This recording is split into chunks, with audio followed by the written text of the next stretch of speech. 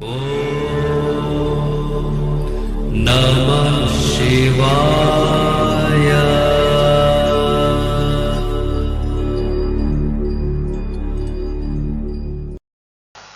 ओम नमः शिवाय। मैं हूं एस्ट्रोलॉजर के.एम. सिन्हा और आज के इस वीडियो में हम लोग बात करेंगे धनतेरस के बारे में। देखिए, सबसे पहले जब आपको ये वीडियो मिल रहा होगा और धनतेरस 10 नवंबर 2023 को सेलिब्रेट किया जाएगा। धनतेरस की पहले से ही मैं आप सभी लोगों को हार्दिक बधाई दे देता हूं। और इस धनतेरस में क्या करना चाहिए जिससे कि धन जो है 13 गुना ज्यादा बढ़ जाए। धनतेरस को अगर आप संधि विच्छेद कीजिएगा तो धन और तेरस मिलकर बना होता है। आज के दिन ऐसा माना जाता है कि किसी भी वस्तु को अगर आप खरीदते हैं तो उसमें उसका जो फल होता है 13 गुना ज्यादा बढ़ जाता है। और धनतेरस भी एक ऐसा समय होता है जिसको हम लोग कार्तिक मास के कृष्ण पक्ष की त्रयोदशी तिथि को मनाया जाता है। कार्तिक मास तो वैसे ही भगवान विष्णु जी का प्यारा त्योहार होता है और यहीं से 5 दिनों का पर्व प्रारंभ हो जाता है। धनतेरस मनाया जाता है और साथ में यहीं से दीपावली का प्रारंभ हो जाता है। उसके बाद भाई दूज की पूजा की जाती है, गोवर्धन पूजा किया जाता है। तो लगातार जो दीपावली का जो प्रारंभ होता है यहीं से स्टार्ट हो जाता है। देखिए, आप सभी लोगों को ये तो पता होगा कि आज के दिन जो है धन्वंतरी, जिनको चिकित्सा ज्योतिष में कहा जाता है कि चिकित्सा शास्त्र के लिए जो रिस्पॉन्सिबल है, उनका आज के दिन समुद्र मंथन के दौरान ये प्रकट हुए थे। और ये विष्णु भगवान जी का ही एक रूप है जो ये चाहते हैं कि आपके अंदर सुख समृद्धि आपके लाइफ में जीवन पर्यंत रहे। और इसके लिए देखिए, भारतीय त्योहार जो भी हम सेलिब्रेट करते हैं, हम हिंदू त्योहार जो भी सेलिब्रेट करते हैं, उसके पीछे कुछ ना कुछ रीजन होता है। और कार्तिक मास तो अपने आप में ही पुण्य मास माना जाता है। सीधे कहा जाए तो विष्णु भगवान जी का ये समय होता है। और आज के इस वीडियो में आप ये समझेंगे कि धनतेरस में क्या क्या करना चाहिए, धनतेरस के दिन में क्या क्या करना चाहिए, क्या नहीं करना चाहिए। क्योंकि कई बार क्या होता है, आपसे गलती हो जाती है, धनतेरस के समय ऐसी चीजें आप खरीद के ले आ देते हैं जो कि मना होता है। धनतेरस में लक्ष्मी जी की पूजा तो की ही जाती है, लक्ष्मी गणेश जी की पूजा की जाती है, लेकिन धन्वंतरी देव जो होते हैं उनकी भी पूजा किया जाता है और उनसे प्रार्थना किया जाता है कि किसी भी प्रकार का अगर अकस्मात मृत्यु का योग बनता है तो उस योग को खत्म कर दें। इसके लिए यम की पूजा भी की जाती है। यम, आप लोगों को पता ही होगा, यम देव की पूजा करते हैं और यम का दीपक जो है धनतेरस की रात को हम लोग निकालते हैं। यम की पूजा के अलावा आपको क्या क्या करना चाहिए, देवी लक्ष्मी और भगवान कुबेर की भी पूजा करने की परंपरा लगातार चली आई हुई है। तो मैं अपने इस चैनल के माध्यम से ये बता रहा हूं कि आपको क्या करना चाहिए। देखिए, सबसे पहले तो चौमुखी दीपक आप ले आइए और दक्षिण दिशा में सबसे पहले आपको इस दीपक को जलाना है। और ये दीपक यम का दीपक कहलाता है और इसका एक पर्टिकुलर टाइमिंग होता है। आप ऐसा नहीं किसी भी टाइम पे इसको जला दीजिए, इसका टाइम होता है। और इसमें प्रार्थना किया जाता है कि किसी प्रकार का अकाल मृत्यु हो जाए या सडन ऐसी चीजें हैं तो उससे बचाते हैं, पापों से मुक्ति कराते हैं और इस परंपरा के अनुसार जीवन की परेशानियों से भी मुक्ति प्राप्त करने के लिए हम लोग यम के दीपक को जलाते हैं।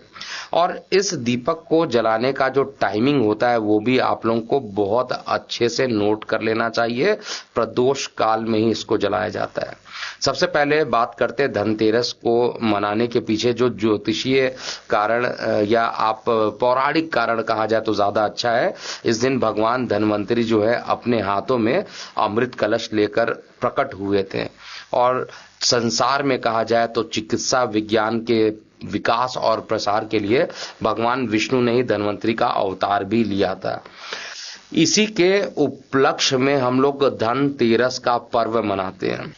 धनतेरस से लेकर दीपावली तक घर का जो मुख्य द्वार होता है उसके दोनों कोनों पर मां लक्ष्मी जी के चरण बनाना अत्यधिक शुभ माना जाता है।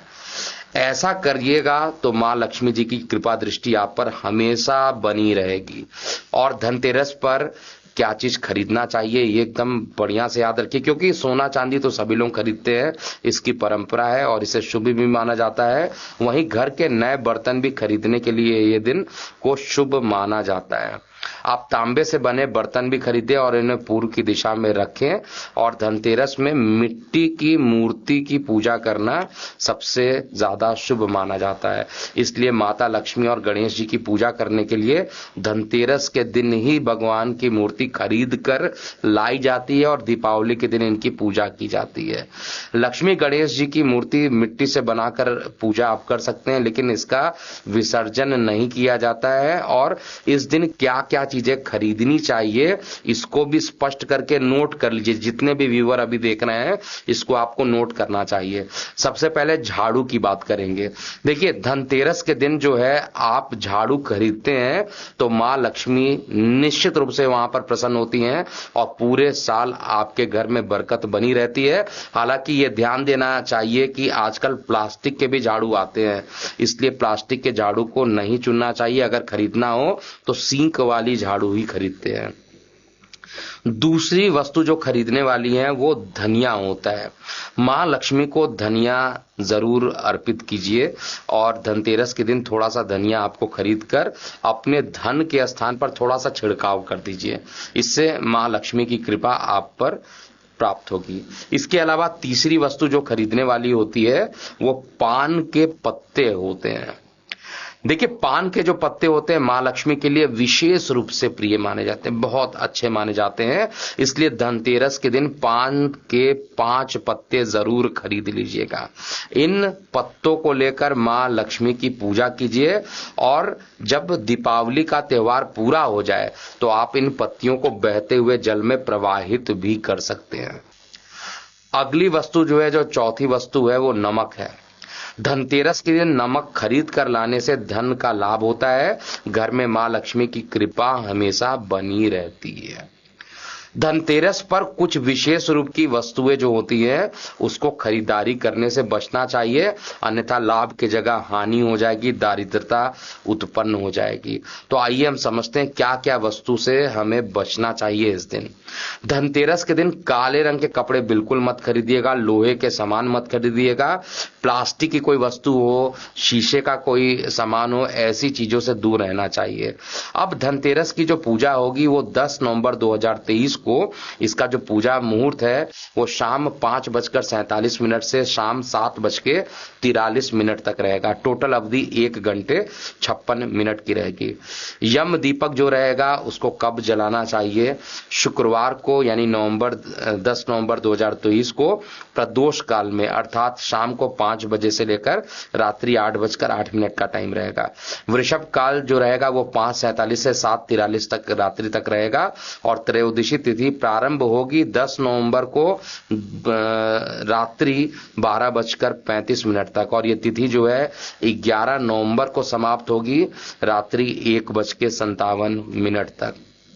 तो उम्मीद है कि आपको इस धनतेरस क्या करना चाहिए आप सभी लोगों को समझ में आ गया होगा। लेकिन अगर आपको फिर भी डाउट है तो आप कमेंट सेक्शन में लिखिएगा, पर्सनली प्रश्न का उत्तर देने का प्रयास करूंगा। अभी के लिए इतना ही। आप लोग लगातार जुड़े हैं, इसके लिए बहुत बहुत धन्यवाद। और जाते जाते चैनल को सब्सक्राइब भी कीजिएगा जिन्होंने अभी तक चैनल को सब्सक्राइब नहीं किया है।